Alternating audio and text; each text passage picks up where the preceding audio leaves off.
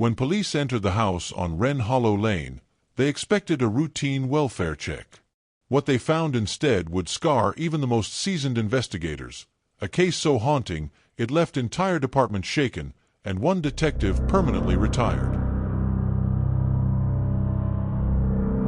The suburb that slept too soundly.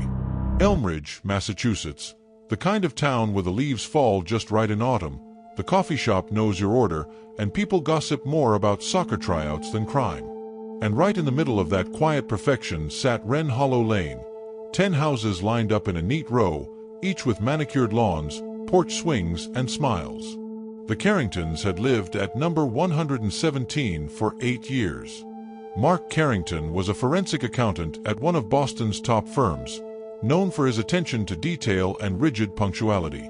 Evelyn, his wife, was once a vibrant, inspired art teacher whose students swore she could make even the most mundane sketches magical. They had 3 children, Harper and Hazel, 10-year-old identical twins with a love for ballet and books, and Toby, their 6-year-old who had an obsession with shadows and dinosaurs.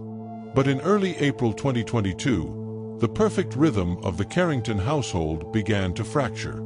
It was subtle at first. Mark stopped jogging at 6 a.m. like he always did. Evelyn missed 2 consecutive PTA meetings, unheard of. The twins weren't seen at ballet practice, and Toby never returned to his kindergarten class after spring break. Neighbors chalked it up to illness, until the Carringtons' golden retriever, Max, was found wandering near the woods, collar off, ribs showing. School officials tried to contact Evelyn multiple times. The principal even visited the house, but no one came to the door. A UPS driver left 5 packages stacked against the porch, untouched for over a week. Then came the smell, sickly sweet, like rotting fruit, mixed with something acrid. It drifted from the Carringtons' chimney and vents, lingering even in the neighbors' driveways. The woman across the street, Mrs. Langford, called the police after she saw someone, or something, standing in the upstairs window at 3:17 a.m. "I swear," she told officers later, "it was Evelyn, but her head was tilted all wrong, like a broken doll."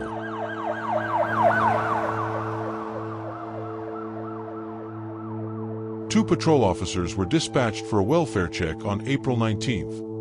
Officer Jonah Reyes and Officer Marcus Lyle both had over a decade on the force, and both had seen their share of disturbing scenes.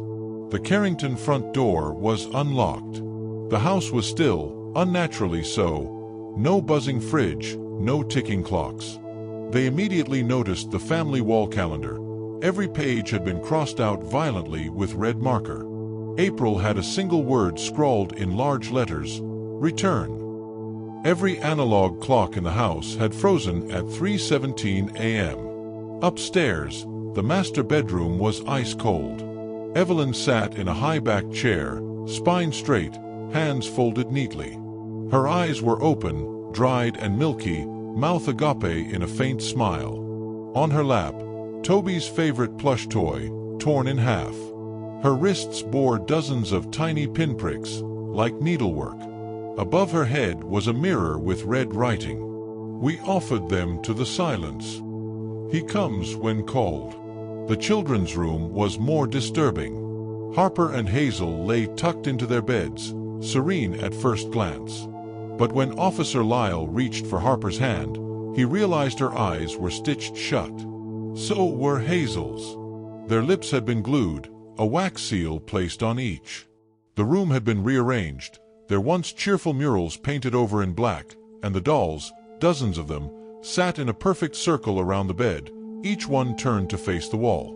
Behind one of the dolls, written in charcoal, were the words, "They saw too much."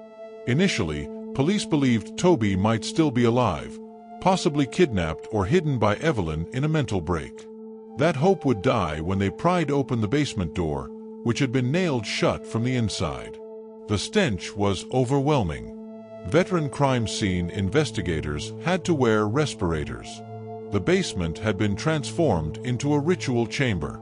Symbols unknown to any local theologian or occultist covered every surface. Photos of the children were pinned to walls, their eyes scratched out. In the middle of a salt circle lay Toby, curled up, body gray-blue and cold. His mouth was sewn shut, expertly. His small hands were folded across his chest, and his tongue had been removed. Beside him sat a camcorder, still recording. 6 investigators reviewed the footage together. Only one would return to duty. The video starts calmly, Evelyn speaking to the camera in her art studio, explaining that they came to her in dreams.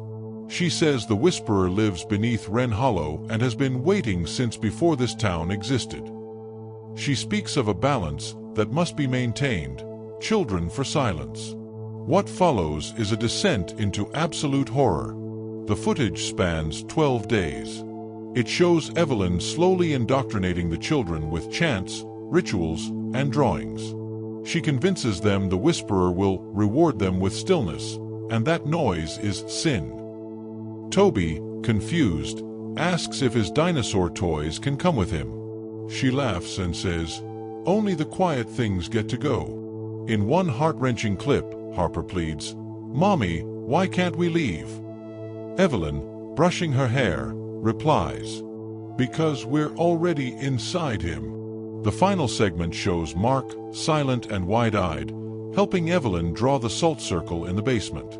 He is shirtless, with markings etched into his skin.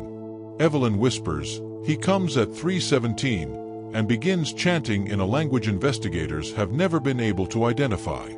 At exactly 3:17 a.m., the power flickers in the video. The camera shakes. A low groan, not human, is heard. Then Evelyn smiles, looks straight into the lens, and whispers, "You'll watch this too, won't you?" Forensic analysis yielded nothing useful. The substance used in the symbols was not paint.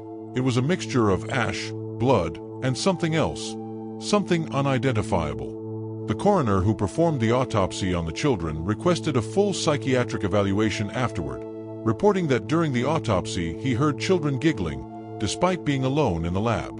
Mark Carrington's fate remains unknown. The footage from a rural gas station 3 days after the discovery shows him barefoot, muttering to himself. When approached, he fled into the nearby woods. Search dogs found only his belt, wrapped around the base of a tree, next to a child's drawing of a black figure with no mouth. The Carrington house was demolished in June 2022, but the construction crew halted work multiple times due to accidents, missing equipment, and unexplained injuries. One worker claimed he saw a boy in the basement when there was no basement left. Detective Jonah Reyes never returned to active duty. He now lives in a remote cabin and has refused all interviews. In a leaked email to a colleague, he wrote, "I wake up every night at 3:17.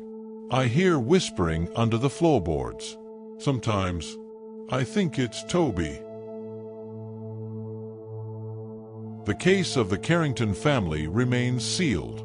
The FBI's official explanation is a shared psychotic disorder, folie à famille, but behind closed doors, agents have admitted something about the footage and the scene defies categorization. Residents of Wren Hollow Lane no longer mention the Carringtons. Most have moved away. And yet, late at night, locals swear you can hear faint lullabies drifting through the trees, accompanied by the soft creak of a rocking chair. And if you're ever in Elmridge at 3:17 a.m., don't look in the windows. You never know who might be watching you back.